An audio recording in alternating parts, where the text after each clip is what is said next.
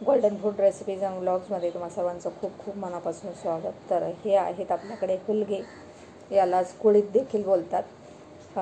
याला आपण दिवसभर भिजत ठेवलेलं आणि रात्रभर मग कपड्यामध्ये बांधून ठेवलेलं. तर तुम्ही बघताय सकाळी छान मोड आलेत. आता याच मोड आलेल्या हुलग्यांपासून म्हणजेच कुळीत, त्याच्यापासून आपण 2 भाज्या करणार आहोत.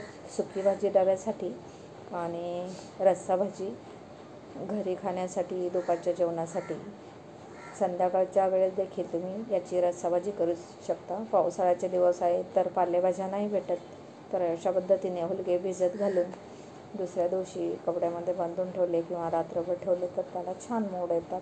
कडधान्य भिजत घालताना ते शक्यतो कोमट पाण्यात भिजत घातलं पावसाळ्यात की छान मोड येतात. तर चला, भाजीच्या तयारीसाठी 2 चमचे तेल घातलं आहे, त्याच्यामध्ये जिरं घातलं. सुकी भाजी आपण पहिल्यांदा करून घेतो आहे.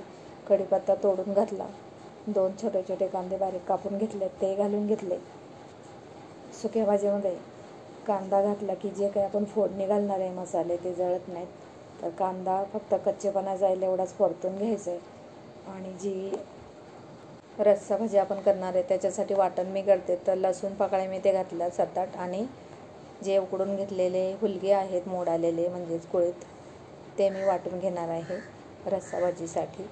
तर जे हुलगे मी तुम्हाला मोड आलेले दाखवले त्याला मी 3 शिट्ट्या घेऊन कुकरला उकडून घेतलेला आहे. तर आता पावडर मसाले आपण सुक्या भाजीसाठी घालूयात. तर हळद घातली आणि लाल तिखट घातलेलं आहे. खूप कमी मसाल्याचा वापर याच्यामध्ये करायचा आहे.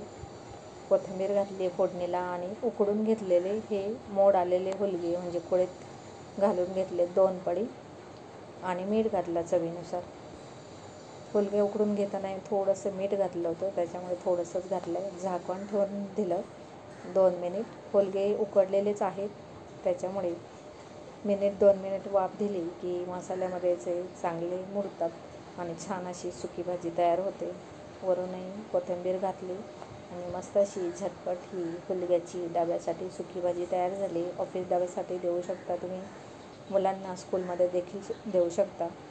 स्प्राउट्स खाल्लेले, मोड आलेले कडधान्य खाल्लेले कधीही चांगले. तर चला, आता दुसऱ्या भाजीसाठी सुक्या भाजीची कढई बाजूला ठेवली आणि दुसरी कढई ठेवली आहे. त्याच्यामध्ये देखील 3 चमचे तेल घेतले, पोहे खायचे चमचे. आता याच्यामध्ये मी छोटा चमचा मोहरी घातली. मोहरी तडतडली की जिरं त्याच्यामध्ये घालूयात. जिरं घातले आणि कढीपत्ता घालूयात. कढीपत्ता घालताना शक्यतो असा तोडून घातला तर छान असा फ्लेवर येतो. आता याच्यामध्ये मी लगेचच पावडर मसाले घालणार आहेत. तेल खूप असं कडकडीत तापलेलं नाही की जेणेकरून लगेच ते जळतील.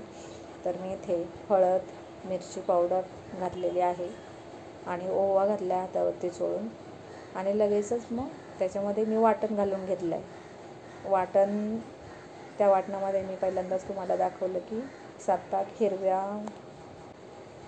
लसूण पाकळ्या घातल्यात आणि 1 चमचाभर उकडून घेतलेले मोड आलेले हुलगे घातले. यानेच आपले रस्सा भाजी चांगले दाटसर होणार आहे. आणि 1 छोटा चमचाभर शेंगदाण्याचा कूट घातला आहे. शेंगदाण्याचा कूट नाही घातला तरी चालेल, कारण तशीच ही भाजी छान लागते. तर थोडंसं पाणी घालून मस्त हे वाटण आहे त्याला चांगलं परतून घ्यायचं आहे. वाटणामध्ये लसूण आहे तो कच्चा आहे, त्याच्यासाठी फक्त चांगलं परतून घ्यायचं, कारण जे हुलगे आपण वाटून घेतलेले आहेत ते उकडलेलेच होते. आता याच्यामध्ये वाटण चांगलं परतलं आहे, शिजलं गेलं आहे ते चांगलं. तर मी आता इथे 2 ग्लास पाणी घालणार आहे. पाणी घालताना आपण हुलगे ज्या मिक्सरच्या भांड्यामधून दळून घेतलं होतं, मिक्सरला फिरवून घेतलं होतं, त्याच्यामध्ये पाणी घालूनच घेतलं आहे. 2 ग्लास पाणी घातलं आहे.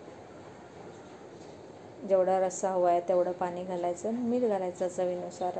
हुलगे उकडताना मी थोडंसं मीठ घातलं होतं, त्याच्यामुळे त्याचा अंदाज घेऊन आता भाजीपुरतं मीठ घातलं आहे.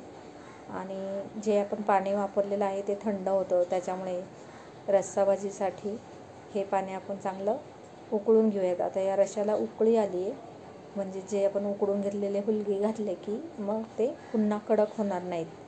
नाहीतर असं बोलतात की ते कोडजले जातात, म्हणजेच थंड पाणी घातलं की ते पुन्हा कडक होतात थोडेसे. तर आता उकडून घेतलेले मोड आलेले हे कुळीत म्हणजे हुलगे घातले आणि मस्त उकळी आणली. अजून 2-3 मिनिट मंद आचेवर शिजवलं. छान रस्सा भाजी तयार झाली. अशा पद्धतीने आपल्या 2 भाज्या तयार झाल्यात. थँक्यू.